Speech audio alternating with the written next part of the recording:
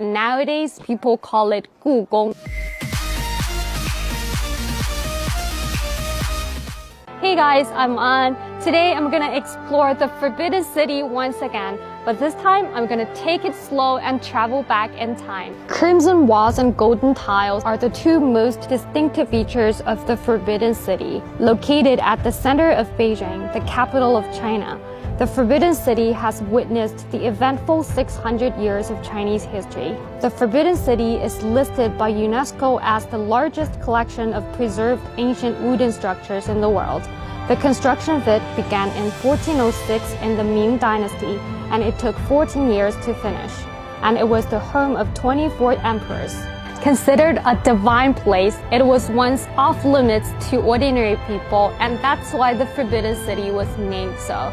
Nowadays, people call it 故宫, the old palace, and a lot of modern people flock over here and take photos here, especially a lot of Hanfu aficionados.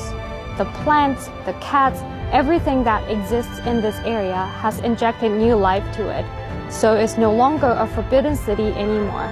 On the rooftop, there are 9 mythical animals that represent the 9 sons of the celestial imperial dragon.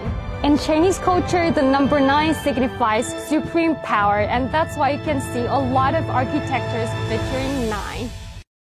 Passing through Wumen, the Meridian Gate, and Taihemen, the Gate of Supreme Harmony, we have arrived at Taihedian, the Hall of Supreme Harmony, which is the largest and most significant architecture in the entire Forbidden City. It was once used for the emperor's accessions, weddings, and birthdays, and other grand ceremonies like investitures and pep talks before wars.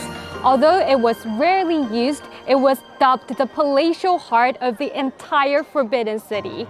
Now we've arrived at Qianqingmen, the Gate of Heavenly Purity, and this is the division of the inner court and the outer court, and this is the main gate to the inner living court.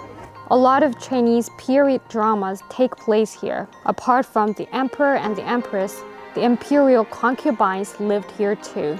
This is Qianqinggong, the Palace of Heavenly Purity, where the emperor resided. And this is Kunninggong, the Hall of Terrestrial Tranquility, where the empress resided, and was also used on the emperor's wedding night. In the Qing Dynasty, it became a religious worship place. The imperial garden is situated behind the Palace of Earthly Tranquility. According to history books, there were exquisite pavilions, grotesque rockery, gold and copper statues, delicate bonsais, and colorful pebbles on the ground. It's a shame that I can't really have a heart-to-heart conversation with our ancestors, but as I'm touching the old tree that has witnessed the ups and downs of Chinese history, I sort of feel the thrills and sorrows of our ancestors in a vicarious way. Just by looking at it, can you imagine the Forbidden City has been around for 600 years? Actually, all the beautiful architectures have been carefully restored by skilled craftsmen. It must have been a strenuous job to restore everything to its original state. Ranging from the magnificent palace to the clocks and ornaments, every piece was assigned to a craftsman. It is due to their joint effort that we get to appreciate the beauty of the Forbidden City. Now I get the significance of these cultural relics. They tell us who we are and where we come from.